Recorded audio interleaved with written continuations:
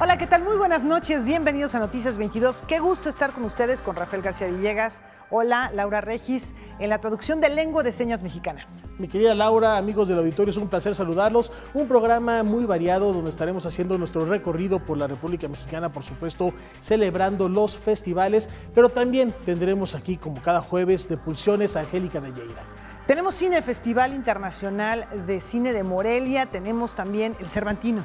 Allá en la capital de la Fiesta del Espíritu se encuentra Huemantzin Rodríguez con los pormenores de esta 45ª edición. Hueman, ¿cómo estás? Muy buenas noches. ¿Qué tal, Rafael? ¿Qué tal, Laura? Amigos de Noticias 22, el día de hoy tendremos aquí en Guanajuato para todos ustedes danza del Estado de México y también danza de la India, rock de Venezuela, rock de Guanajuato, y también estará aquí con nosotros Marcela Díaz, quien es directora del Festival Internacional Cervantino. Pues muchísimas gracias. Hueman. Regresamos con ellos en un ratito. Regresamos, pues comenzamos, ¿no? Vámonos.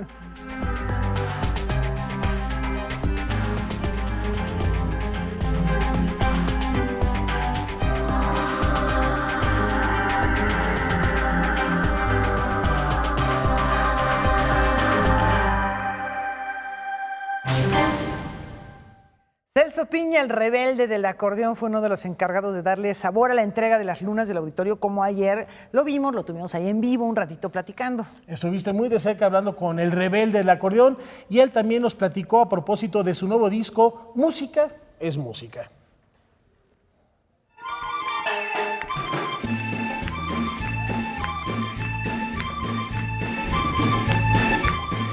En su más reciente material discográfico, Celso Piña refleja la rebeldía que lo caracteriza como amante del acordeón.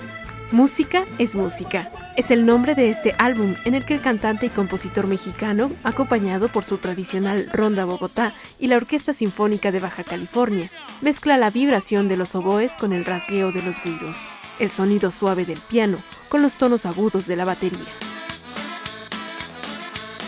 Optamos por tomar canciones que ya han sido pues éxitos como La cumbia sobre el río, Aunque no sea conmigo, Oye, que es de papá, letra y música mía, esa cumbia campanera que es mía, pero ya la grabamos, que ya la gente ya la ubica.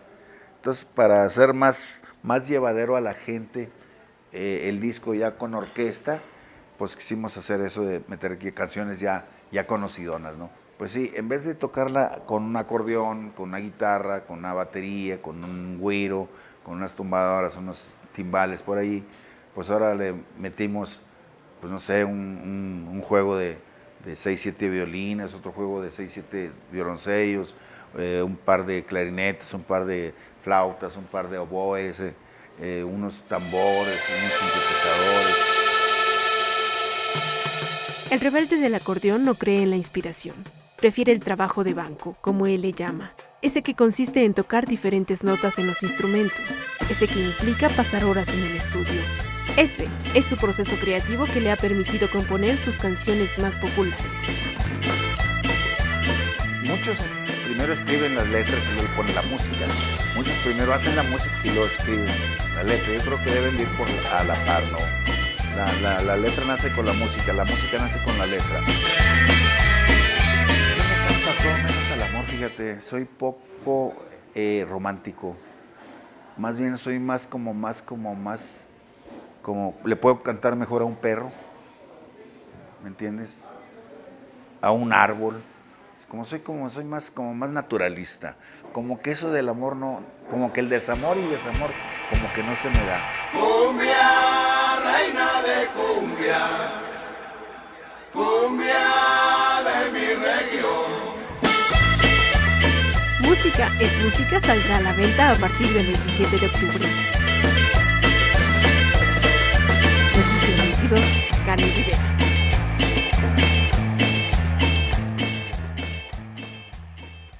Ya casi nos reconocíamos a Celso Piña con ese cambio de look, con esa barba crecida, pero bueno, la música es lo que cuenta.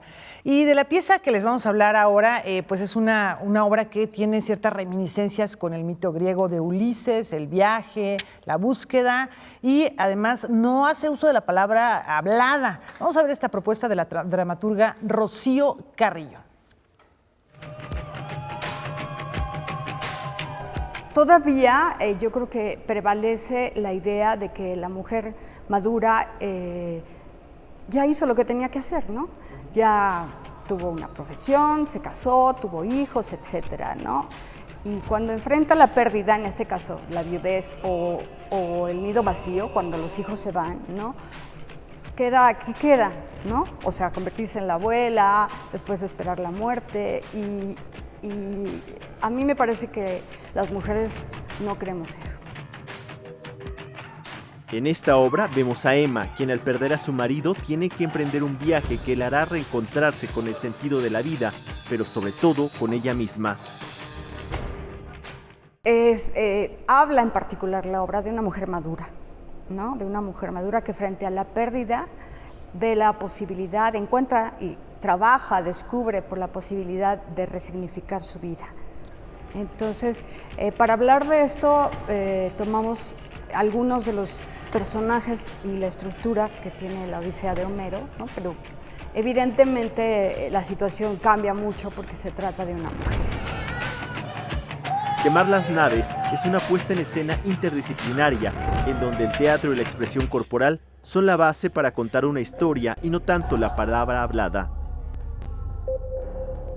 Narramos una historia a través de la interdisciplina, de la relación que hay entre la corporalidad, el gesto, las emociones, la danza, que aparece como una invitada, pero no es la presencia más importante, la música en vivo, que también trabaja como una especie de dramaturgia, que puntualiza, acentúa los movimientos y las acciones, la voz, pero la voz cantada y la voz que explora sonidos que no son estrictamente la palabra, ¿no? Y el diseño sonoro también, que el diseño sonoro lo hizo Betsy Pecanins. Quemar las naves, el viaje de Emma, se presenta en el Teatro El Galeón hasta el 28 de octubre. Posteriormente, la obra se presentará en Los Ángeles, California, para representar a México en el Encuentro de las Américas. Noticias 22, Alberto Aranda. Antes de la pausa, Laura. Ay, bueno, es que yo ya también me le estoy adelantando, Rafa, porque Adelante, es que no, le tenemos bueno. que hacer una invitación riquísima. La Muerte Viva, programa especial de Noticias 22 que transmitiremos este sábado en punto de las 21:30 horas con motivo del desfile de ofrendas móviles que se va a llevar a cabo en el centro histórico y también que tiene que ver con las tradiciones mexicanas. Efectivamente, se van a recrear estas imágenes que forman parte del sincretismo cultural de México. Van a ver qué buen programa les hemos preparado. La invitación está hecha y nos vamos a una pausa y más aquí en Noticias 22.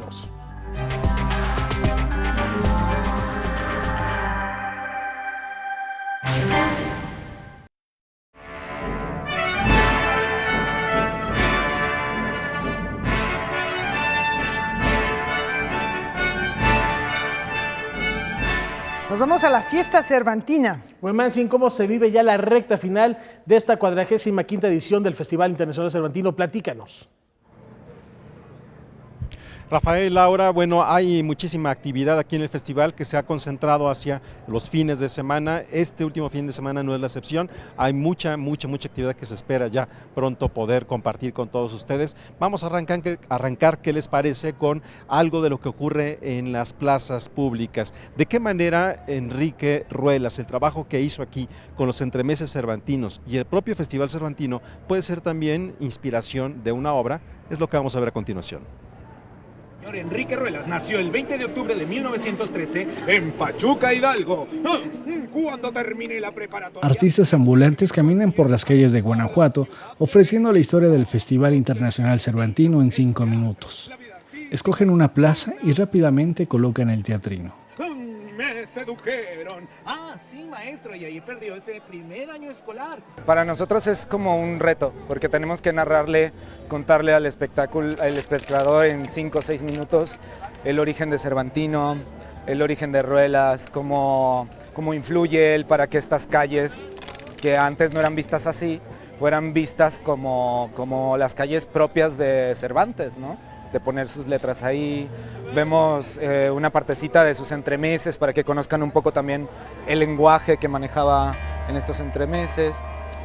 Por ahí vemos también a Cervantes y al Sancho, que son la figura representativa. Y es un poco que la gente conozca en 5 minutos cómo nos convertimos en una ciudad cervantina. Rápidamente llaman la atención. El público se forma para conocer la historia Ruelas a través de la Mirilla, escrito por Alejandro Román y Luis Martín Solís, y producido por la compañía La Cumbancha Música y Escena. Para nosotros es súper importante trabajar un espectáculo que nos representa completamente artesanal, darle vida a las manos, a la narración. Lo de los teatrinos, los pep shows no son nuevos, es decir, son de siglos atrás, pero la idea es que la gente con 2 lenguajes súper importantes para nosotros, que es ese teatro artesanal. Sí, cuando camino por las calles de Guanajuato, me imagino caballeros y damas vestidas de seda. Esta experiencia la podrán disfrutar en distintos puntos de la ciudad. Noticias 22, Óscar Cortés. Tremenda parranda anoche y dice que no va a poder dar función, ¿eh?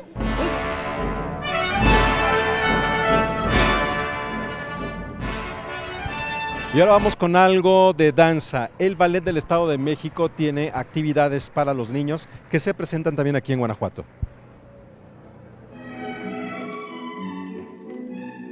El 8 de marzo de este año cumplió 10 años, hicimos nuestra gala de aniversario, entonces sí hemos visto crecer, ha sido como un hijo que hemos ido como creando, luchando por él. Con una gala infantil en la que incluyeron piezas como Muñeca Encantada, Muñecos y Pedro y el Lobo, el Ballet Clásico del Estado de México celebró su 10º aniversario en el Teatro Juárez. Hay que educar como a los niños, que en este caso parte del público, y fomentar el gusto y amor por este bello ramo de arte. Esta compañía la componen 12 bailarines, en su mayoría mexiquenses que reciben una beca y preparación basado en el perfeccionamiento y disciplina rusa y cubana. Pues en realidad tocamos todo. Acabamos de hacer ópera con la Filarmónica de Toluca, acabamos de hacer Aida, hemos hecho contemporáneo, tenemos un programa en música folclórica mexicana, tocamos los clásicos como Lago de los Cisnes, Cascanueces, o sea, en realidad los jóvenes están preparados en casi todas, o sea, hacen contemporáneo, neoclásico, jazz, ellos hacen en general todo, basado en la técnica clásica, pero tocamos todo. El ballet mexiquense recorre su entidad frecuentemente acompañada de la Orquesta Filarmónica de Toluca, con la única finalidad de crear nuevo público. Hemos ido incrementando el gusto por la danza en el público y el desarrollo de los jóvenes de entender que el ballet se puede vivir de él, que es un modo de profesión, que se puede vivir de él. Noticias 22, Óscar Cortés.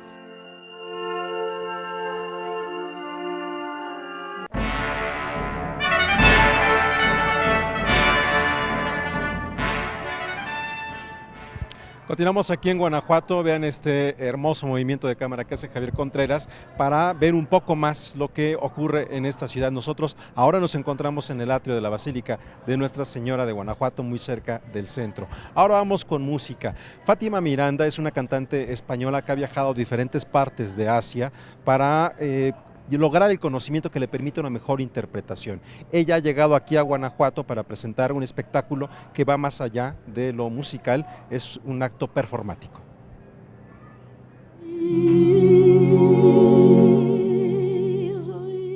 Su voz parece resonar más allá de los límites humanos. Define su arte no como un espectáculo, sino como un concierto performance para voz sola, la cual emplea como un instrumento de viento y percusión. Su arte es resultado de una técnica forjada en la sabiduría del canto diafónico que aprendió con Tram Kwanghai, del canto Drupad de la India que le mostró la familia Dagar. En Azerbaiyán, Fargana y Alim Kasimov la instruyeron en el canto Mugam. Fátima Miranda es una cantante española que dejó atrás el canon occidental para salir al encuentro de tradiciones vocales que ahora presenta bajo el nombre Entre Salamanca y Samarcanda. digamos, una suma de actos poéticos que proceden de la vida misma, de la vida cotidiana, porque cuando a mí me viene una idea, me viene, como decía Teresa de Ávila, Teresa de Jesús, ¿no? Que Dios está entre las cacerolas. Pues digamos que la poesía o el arte está entre lo más cotidiano, donde te emerge la idea, si es que tú estás entrenado. Porque si tú no estás entrenado, puede pasar la Virgen por ahí que tú no te enteras absolutamente de nada, claro. Entonces, es esto que digo, una suma de actos poéticos que proceden de la vida misma, pero que están filtrados por el toque del arte, están filtrados por una opción estética, una opción ética y por unos conocimientos técnicos que evidentemente el artista en los que se ha especializado, sea en el arte que le toque, la arquitectura, el cine, la escultura, la pintura. Fátima Miranda alcanza un registro superior a 4 octavas. En su cercanía con Oriente, señala que su canto también se reviste de formas como el ritual, el happening e incluso el trance. Hay un caminar entre lo cotidiano, es decir, si tú te entrenas, tú ves en algo, en un lloro de un niño, en un sonido de un claxon, en el sonido de un ruido, de un río, perdón, en un grillo, puedes recibir una fuente de inspiración extraordinaria, pero a condición de que estés entrenado y que no respondas a comportamientos gregarios, como se nos induce desde arriba, de cosas ya consabidas, muy pesadas, y esta contaminación sonora que nos distrae. Fátima reivindica el arte y el esfuerzo que conlleva concebirlo, y parece sugerir que un gorrión, por humano que parezca, siempre será un gorrión. El arte, digamos, son palabras mayores y a cada cosa hay que darle lo suyo. Pero cuando dicen el gran artista, y hablan de estos chicos que se presentan a los concursos de televisión, donde realmente hay gente estupenda, hay chicos jovencitos que tienen una voz maravillosa y extraordinaria, pero oye, que de ahí al arte, o sea, una cosa es tener una buena voz y otra cosa es ser un artista. Entonces, casi como que habría un poco que poner los términos en su sitio. Noticias 22, Víctor Gaspar.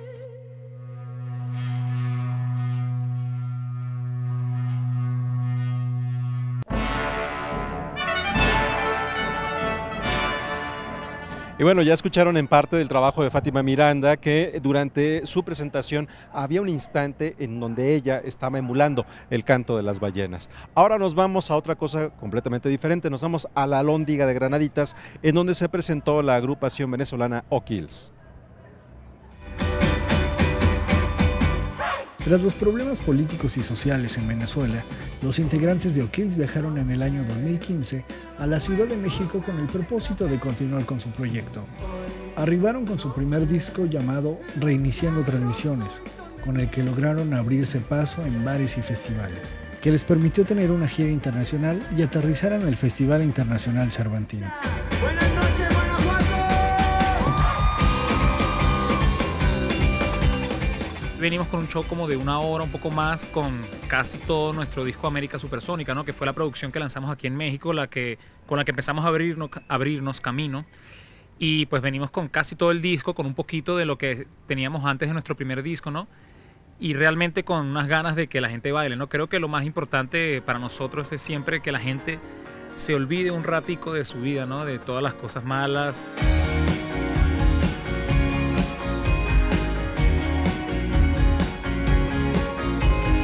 Somos una banda de rock tropical, nos gusta muchísimo pues mezclar todo lo que es salsa, merengue, bachata, etcétera, etcétera, que son como que los ritmos más tradicionales que se oyen en Venezuela, la música más común. A pesar de la ligera lluvia, el grupo venezolano logró contagiar al público con su propuesta, cuyo sonido está inspirado en bandas como Café Tacuba, Soda Stereo y Charly García.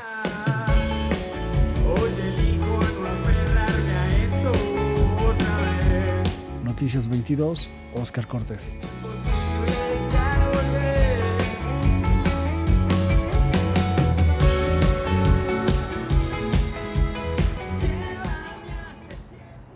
Y el público que estuvo presente allí en la Alhóndiga de Granaditas respondió perfectamente bien al trabajo de O'Kills. Es momento de hacer una pausa, quédese con nosotros porque tenemos mucho más en Noticias 22. Falta todavía viajar a Morelia y continuar con más información en la Ciudad de México y también en Guanajuato en materia cultural.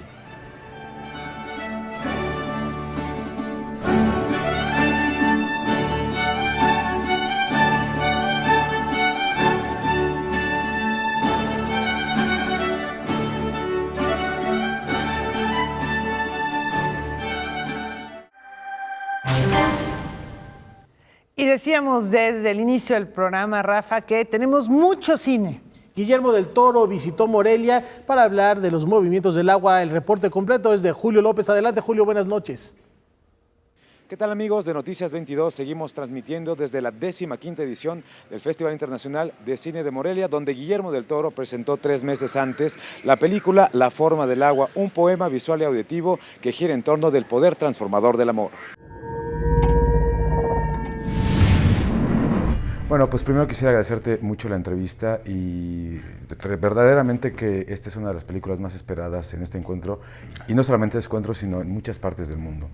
Y lo que me gustaría saber, y no lo dijiste abiertamente, pero al menos así lo percibí, es que sentías un poco, creo que dejaste claro que te sentías un poco, o te traicionabas un poco a ti mismo haciendo la Cumbre Escarlata. No, fue más un sentimiento de que había un camino que ahí acababa. Te digo, para mí es biografía. Es decir, para mí hubo un momento dolorosísimo en la Cumbre Escarlata, le das 3 años de tu vida, haces lo mejor que puedes, bla, bla, bla, y si te venden una aspiradora como coche o un coche como aspiradora, aunque sea un gran coche, no es una buena aspiradora. Y la película no era una película de terror, se vendió así y fue... Si no aprendes de un frentazo de ese tamaño, pues no aprendiste.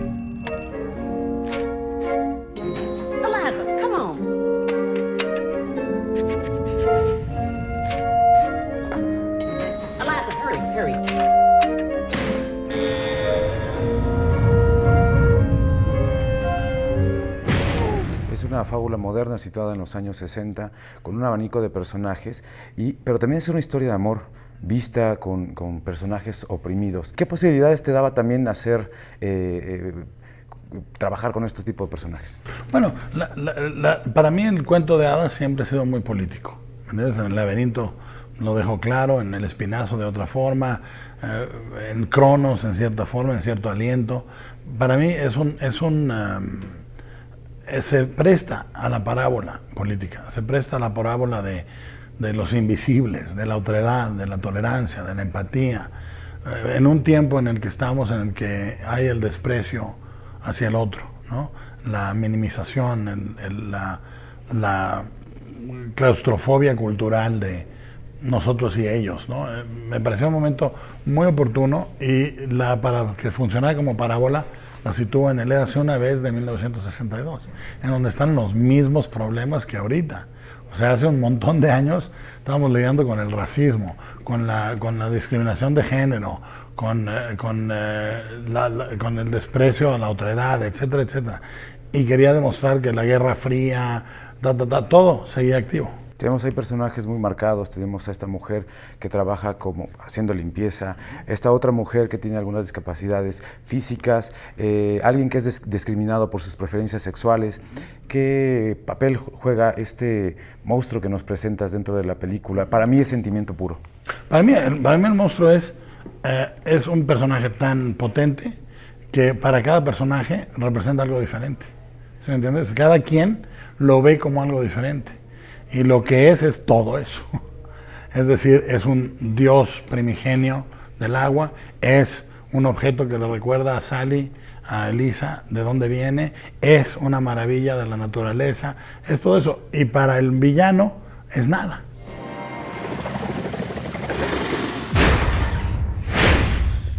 You deliver, that's what you do, you deliver, right?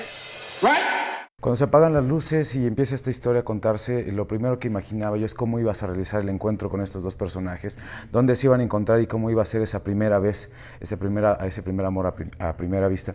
En tu caso me gustaría saber, ¿cuándo empezaste a pensar de forma creativa con estas criaturas que forman parte de tu filmografía? Desde muy chiquito, te digo, cuando yo vi a los 6 años en la tele, en el Canal 6 de Guadalajara, vi La criatura del lago Negro, ya estaba perdidamente enamorado de los monstruos.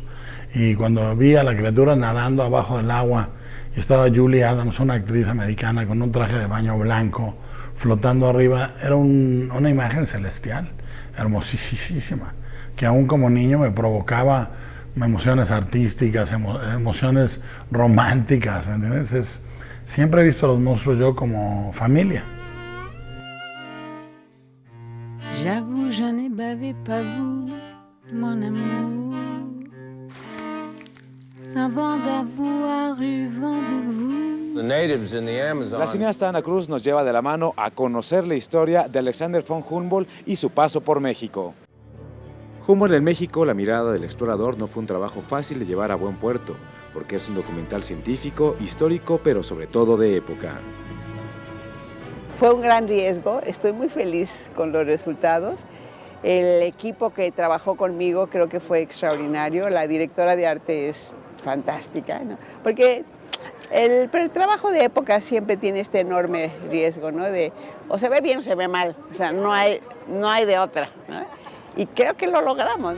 Sin lugar a dudas, uno de los momentos más importantes de la película es cuando nos revelan los objetos que aún se conservan de las investigaciones que hizo Humboldt en nuestro país. Fue una experiencia padre, me emocionó mucho entrar a las bóvedas donde están las plantas, las especies, las compresas en donde se llevó las plantas y que están firmadas con puño y letra de Humboldt.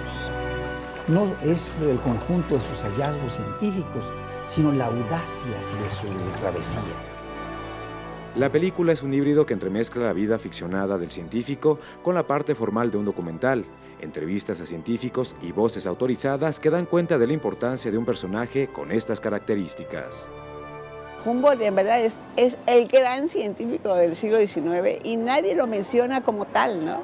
Pero además todas estas cualidades, características personales de él lo hacen un ser extraordinario. Te enamoras, yo me acabé enamorada de Humboldt. Antes de su estreno en cines y otras plataformas, Humboldt en México, la mirada del explorador, recorrerá otros festivales internacionales.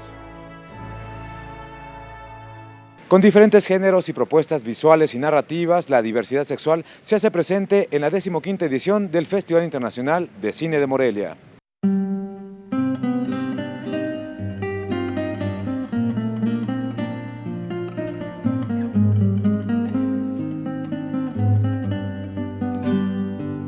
Aquí seguimos con la segunda edición que incluye 8 cortometrajes también que están divididos, o sea, hay documental, hay animación, hay ficción. Para nosotros es muy importante impulsar a aquellos cineastas que están interesados en los temas de diversidad sexual, porque creo que sigue siendo un tema tabú en México. Nosotros sí consideramos muy importante darle esta visibilidad al programa, porque creemos que estos temas hay que discutirlos, hay que hablarlos, hay que pensarlos y qué mejor manera que el cine. Creo que Morelia es un lugar muy interesante para poder tener este tipo de apertura y de programas de diversidad, porque siempre se ha caracterizado por ser una ciudad muy conservadora. Entonces es importantísimo poder tener este contenido en Morelia porque la gente necesita.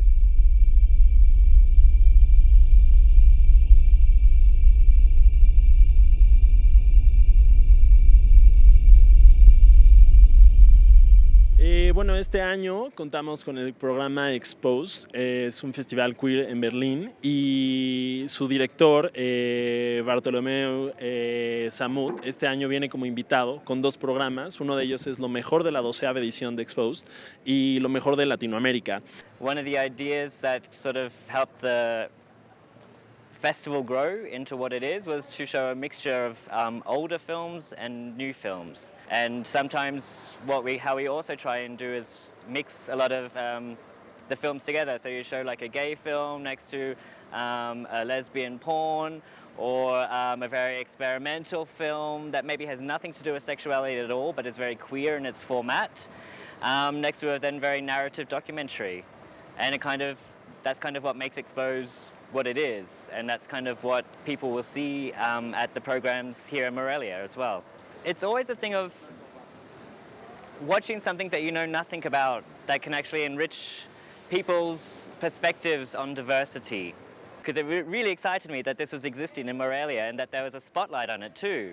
And I thought that was also very important because there's always been queer films shown in Morelia, you know, but now under this banner of the Sexual Diversity Program, it's really highlighted. And I think that gets a lot of people very excited. And that starts then a conversation and it opens up people's minds a little bit more. And that's a good thing.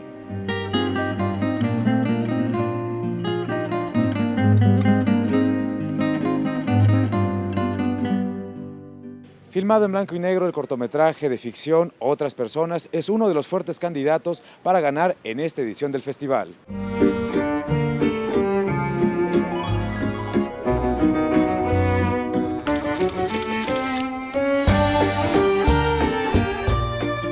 Hola, yo soy Raúl Sebastián Quintanilla, soy director de Otras Personas.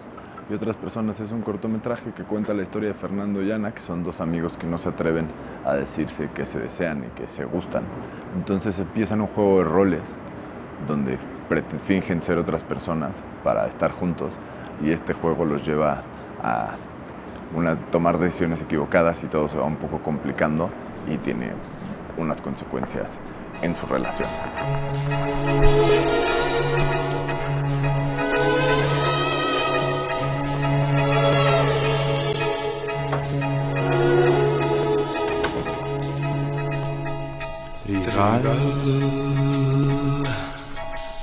Donde mis manos se dilatan, se comprimen y arrebatan. Y además tiene algo increíble, que me gusta mucho de la ausencia de color en las películas, que siempre está la sensación de que estás viendo una película. ¿Me explico? O sea, que como es blanco y negro, pues así el mundo no es blanco y negro. Entonces, esa cosa como de amor al cine que se nota en la película, que me gustaba que estuviera en la proyección y entonces por eso decidimos quitarle el color. En cambio, si fuéramos otras personas, a mí me interesaba sobre todo que fuera auténtico, que fuera vívido, que fuera algo con lo que se pudiera relacionar, en especial como nuestra generación. Creo que es una historia con la que nuestra generación, o no sé si esta edad, se identifica. Entonces eso era lo complicado de retratar. Entonces para eso justo hicimos muchos ejercicios con Fernando y Jimena que no están en la película, sino de relaciones anteriores, de cómo se conocieron. O sea, creamos toda una relación atrás. Y ya una vez que estaba todo eso, todo lo que se estaba escrito en la película, de una manera natural se daba. Entonces nada más era encontrar la manera correcta de contarlo cinematográficamente, creo. Y ese espíritu lúdico que estaba en la relación nos permeó a todos en el rodaje y permeó el propio método de fabricar esta historia. Entonces fue una cosa muy divertida, sobre todo decíamos, si ellos como actores se están divirtiendo y estos personajes se están divirtiendo, nosotros como director y fotógrafo nos tenemos que divertir. Entonces estábamos todo el tiempo intentando mutuamente elevar el trabajo del otro. Trigo maduro allí en tu pelo, robo quizás la luz del sol. Literalmente el Festival Internacional de Cine de Morelia echó la casa por la ventana y aún esperamos la presencia de Alfonso Cuarón, Felipe Casals, Amad Escalante, Carlos Reigadas y Eugenio Caballero. Así que no se pierdan lo que les hemos preparado para el día de mañana. Muy buenas noches. Bueno, pues está muy interesante lo que viene en los siguientes días en este festival. Grandes presencias. Gracias, Julio. Un fuerte abrazo hasta Morelia. Vamos a una pausa y al regresar, más del Festival Internacional Cervantino aquí en Noticias 22.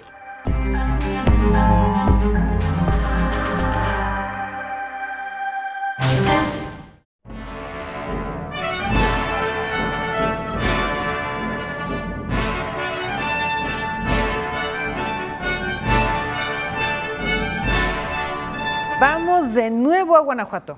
Ya hablábamos que se acerca la recta final, Huemancin, y ya hay un balance. Platícanos quién te acompaña esta noche.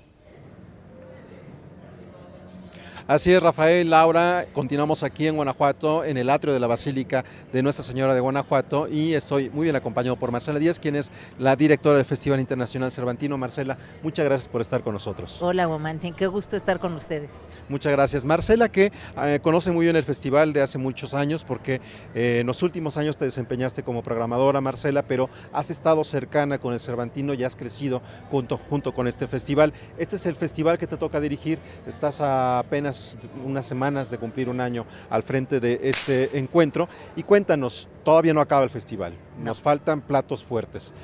¿Cómo te sientes antes de que acabe el festival? Yo estoy muy contenta porque hemos visto muchos jóvenes, hemos visto espectáculos llenos, eso quiere decir que la programación ha sido de interés para el público, y con todo, y que pues no sabíamos exactamente cómo iba a ser la reacción de los que vienen a Guanajuato a ver los espectáculos, porque pues evidentemente la situación de no todo el mundo era la situación ideal que podríamos estar viviendo todos en este país. Entonces estamos muy contentos de ver que de todas maneras estamos recibiendo mucha gente en Guanajuato y en nuestros espectáculos.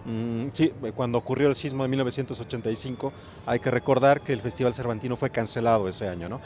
¿Por qué continuar? Entiendo que tiene que ver con una política cultural, con un desarrollo en Guanajuato. ¿Cuál es el significado de, en un momento tan sensible, estar en el Festival Cervantino? Pues precisamente en un momento tan sensible, donde estamos reconstruyendo, Womansin, reconstruimos todo. Se reconstruye los cascarones, pero la cultura y el arte pues es eso que siempre es un bálsamo, es un lugar de refugio. Yo no me puedo imaginar momentos muy tristes que hemos podido tener, yo he podido tener sin haberme refugiado en música o muy contenta bailando. Entonces el arte y la cultura es ese lugar a donde uno puede ir a estar consigo mismo y a sentirse mejor. Entonces yo y todos creo que consideramos que la cultura y el arte es la reconstrucción interior. Nosotros estamos muy acostumbrados a lo que ocurre aquí en el Festival Cervantino, pero también hay que decirlo que no ocurre muy seguido en el mundo. Un festival multidisciplinario que lo mismo atiende a las necesidades de la música contemporánea, de la música antigua, de la música con grandes orquestas, lo mismo con teatro multimedia, teatro clásico. Es un festival que requiere necesidades múltiples y diversas. ¿Cómo ha sido coordinar este festival en estos meses que llevas al frente de él?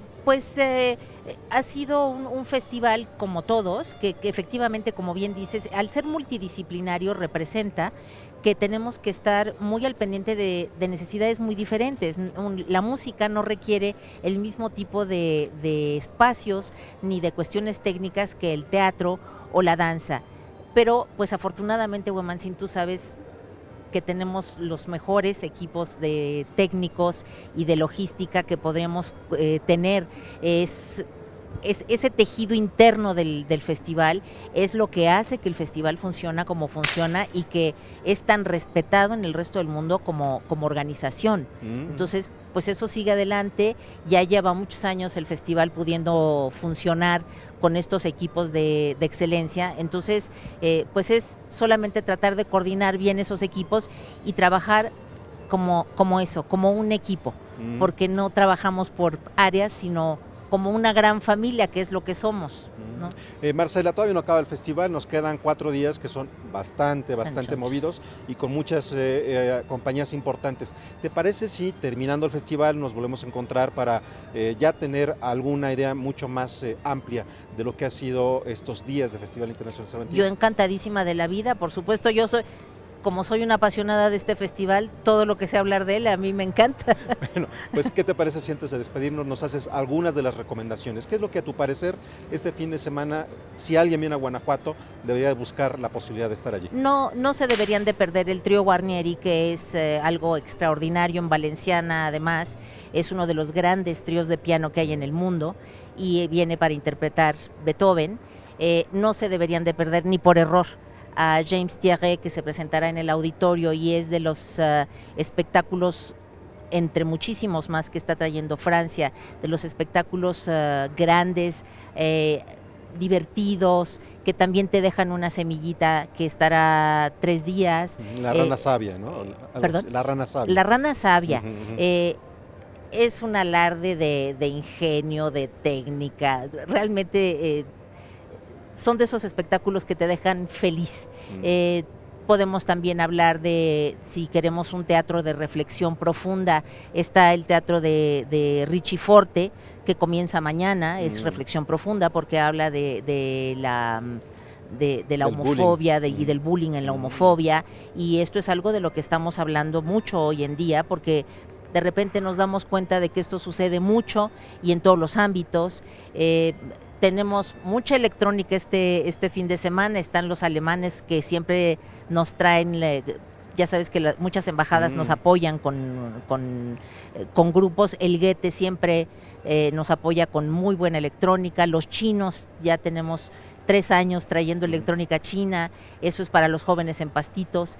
En fin, este fin de semana tiene muchísimos espectáculos a los cuales asistir, y bueno, no hablemos de la clausura que trae el Estado de México con Eugenia León, y que estoy segura de que, pues como siempre, al público le encantará. Bien, perfecto, Marcela, muchas gracias por la invitación. El lunes nos vemos y ya conversamos un poco sobre lo que ha sido el proceso de este festival, y ya que nos cuentes detalles más. Te agradezco mucho, Guamansi. Muchísimas gracias, Marcela. Gracias. Continuamos nosotros aquí en Noticias 22. Ahora vamos a compartir con ustedes momentos de danza de la India, Natia Ballet. Antes de eso, ¿qué les parece si, aprovechando, Marcela, en este festival se han dado cita a diferentes personas que tienen que ver con la programación de festivales culturales, y aquí ha venido una persona que tiene a su cargo la programación de Madrid.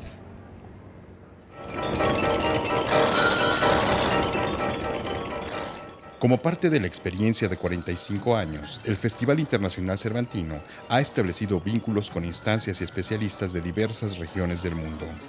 Esto ha permitido la presencia de funcionarios y gestores culturales, quienes a su vez observan el desarrollo de la Fiesta del Espíritu. En esta edición, Ruperto Merino, subdirector general de Programación Cultural del Gobierno de Madrid, visitó la capital de Guanajuato y varios de sus foros. En ellos destaca el uso de los espacios públicos y de sus diversos recintos que albergan las actividades del Festival Cervantino y que a su vez, afirma, atienden a una amplia gama de públicos. No obstante, tiene presente el desafío de generar nuevas audiencias. Tiende a un público muy amplio, el espectro es muy amplio, desde las actividades en calle o teatros como puede ser el Juárez, que me parece que atiende a gente como mucho más formada o más conocedoras de las artes escénicas, y otros de los espectáculos que he podido ver que ha sido en el Teatro Cervantes, como mucho más popular, como otro público que se acercaba ahí. Entonces esa visión que te da el festival de cómo se atiende a todos los públicos, cómo se utiliza la ciudad, sigo diciendo que es única. Y ese problema de generar públicos también es un problema que tenemos ahora mismo en otras partes, o en otros sitios, en Madrid también lo sufrimos, y a mí me ha sorprendido porque el público aquí es muchísimo más joven que el público que tenemos nosotros. En su calidad de festival internacional, Merino destaca la importancia de un encuentro cultural como este, al constituirse como una ventana que le permite observar otras manifestaciones del mundo.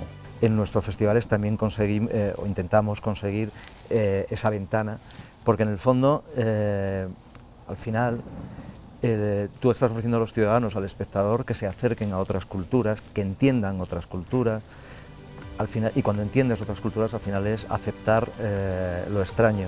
Y por eso la importancia que tienen muchas veces los festivales, que te permiten acercarte, comprender que de otra manera no habría posibilidades. Y además, en este momento, como usted ha dicho, lo que llamamos la diplomacia pública, o la soft diplomacy, la cultura es el elemento fundamental de entendimiento entre los distintos países, y los festivales son un elemento clave en la política pública, en la diplomacia pública que están haciendo la mayoría de los países o algunos países. En este caso concreto, yo creo que el mejor elemento de diplomacia que puede tener México es el Festival Cervantino de Guanajuato. Otro de los aspectos comunes que enfrentan por igual todos los festivales en el mundo es el correspondiente al presupuesto. Ante ello, Merino destaca la pericia de una buena gestión. Eso es común en todos los festivales. La crisis que hemos tenido ha golpeado duramente el mundo de la cultura. Los gestores hemos intentado que las cosas no desaparecieran, ajustar los presupuestos para intentar esperar a que vinieran otras épocas. los presupuestos siempre son insuficientes y la habilidad de un gestor es manejar esos presupuestos e intentar alargarlos o extenderlos todo lo que pueda para conseguir esa ventana al mundo que decía antes. Noticias 22, Víctor Gaspar.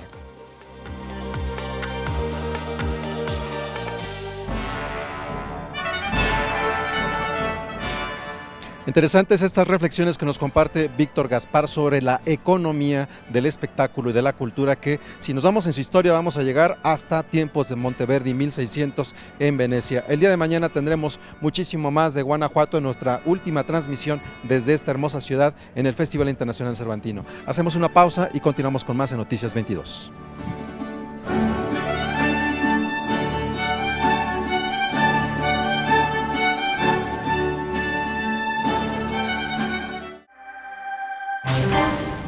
Es noche de pulsiones. Con Angélica Abelleira, vamos con ella.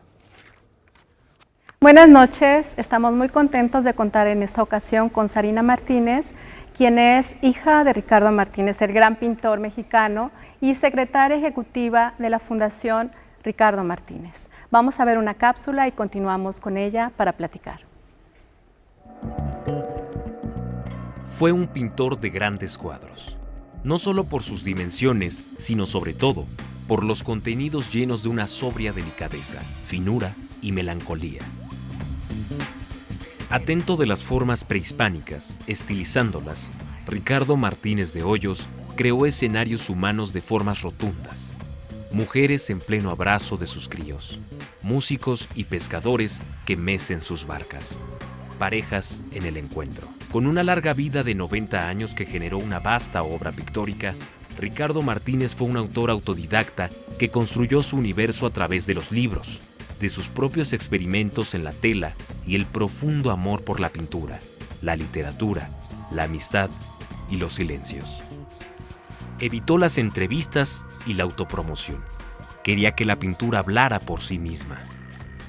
Fueron los poetas sus más próximos traductores en la escritura: Marco Antonio Campos, Alichu Macero, Rubén Bonifaz Nuño y Luis Cardosa y Aragón, con quienes estableció el don de la amistad y la conversación. En tanto, Jorge Juan Crespo de la Serna, Margarita Nelken y Miguel Ángel Muñoz han acercado su obra a diversos públicos mediante el ensayo y la crítica. Artista congregado por Inés Amor en la Galería de Arte Mexicano entre los años 40 y 60 del siglo pasado, compartió una complicidad profunda con la galerista y también con sus colegas Federico Cantú, José Luis Cuevas y Juan Soriano, con quienes estableció un intercambio epistolar rico y divertido. También fue cercano a Guillermo Mesa, Carlos Mérida y Matías Geritz. En 2009, el año de su muerte, fue constituida la Fundación Ricardo Martínez, cuya tarea es la sistematización, clasificación y registro del material reunido por 70 años de una disciplinada carrera. Cartas, bocetos, fotografías, libros y documentos conforman el acervo.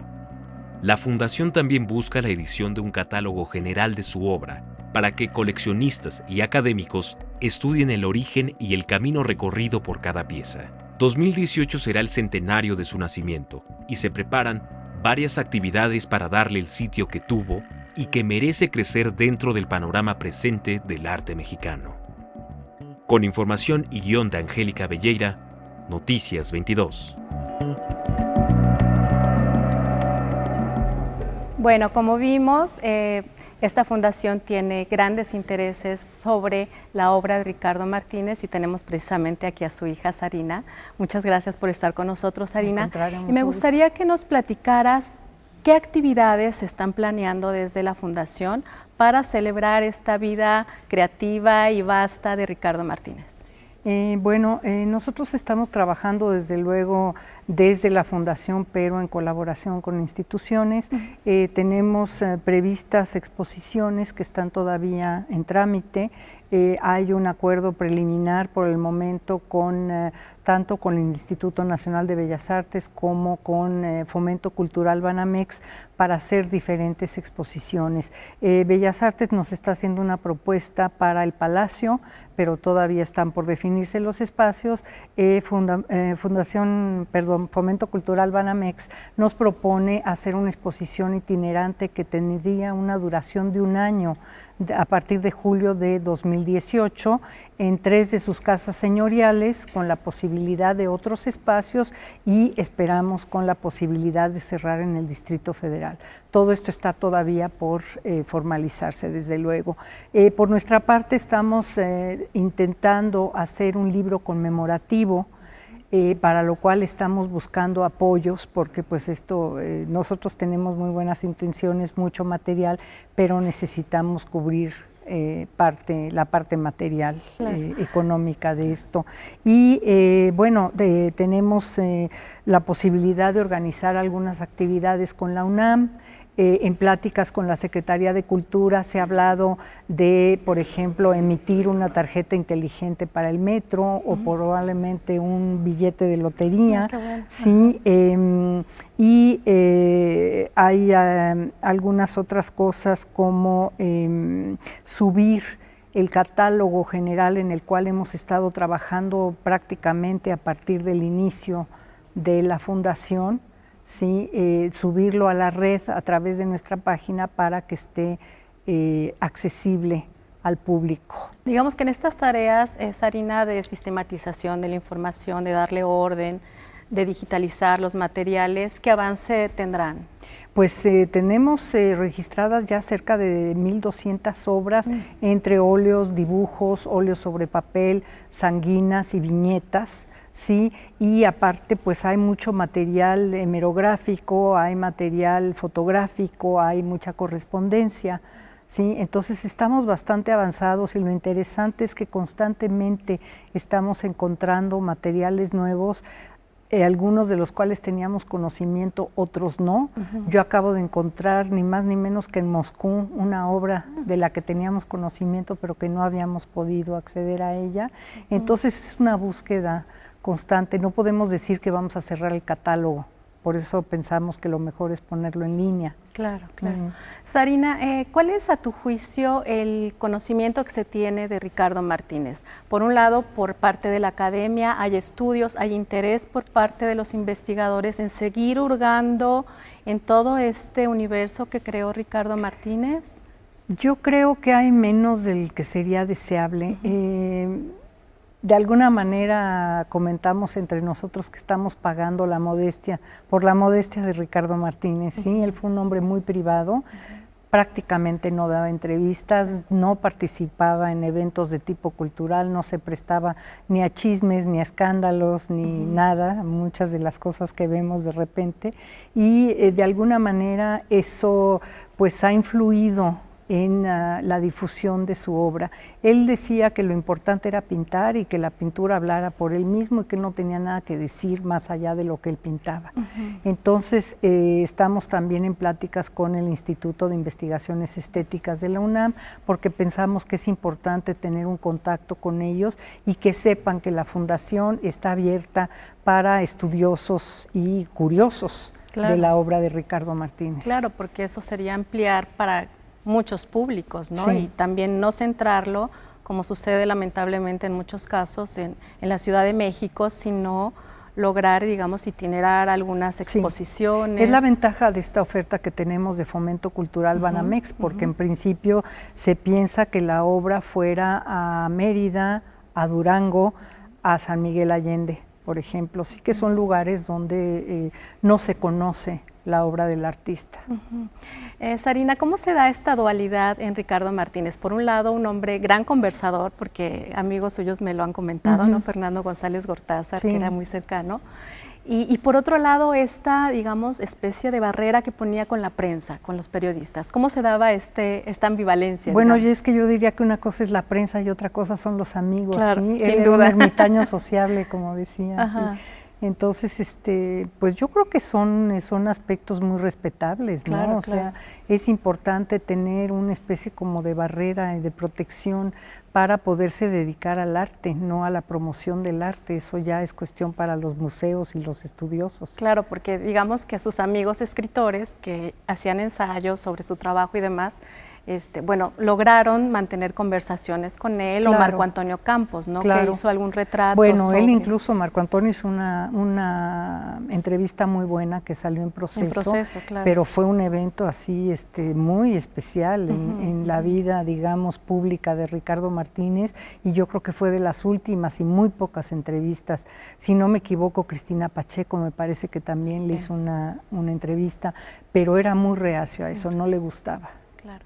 Y digamos que también esta parte de la cuestión epistolar, este intercambio epistolar en cartas con José Luis Cuevas, con Soriano, son muy divertidas y son como pueden darnos otro rostro de Ricardo Martínez. Sí, yo creo que era importante este contacto entre ellos porque además se retroalimentaban un poco en la cuestión artística, ¿sí? Cada quien hablaba de sus inquietudes, de lo que estaba haciendo, de cómo les estaba yendo en sus respectivos lugares de trabajo, etcétera. Sí, y aparte había un lazo de amistad muy fuerte. Claro, pues esperemos, deseamos mucha suerte en la consecución de todas las tareas de la Fundación, obviamente de los fondos que son imprescindibles para realizar todas estas tareas. Gracias a todos ustedes, buenas noches y continuamos con nuestros colegas. Gracias. Buenas noches. Muchas gracias, Angélica. Y nos despedimos agradeciendo como siempre el favor de su compañía y recordándole la cita que tenemos mañana en el horario de costumbre con Noticias 22. Laura, muy buenas noches. Muy buenas noches, Rafa. Laura Regis. Hasta mañana. La invitación para el sábado, no se lo pierda, 9:30 de la noche.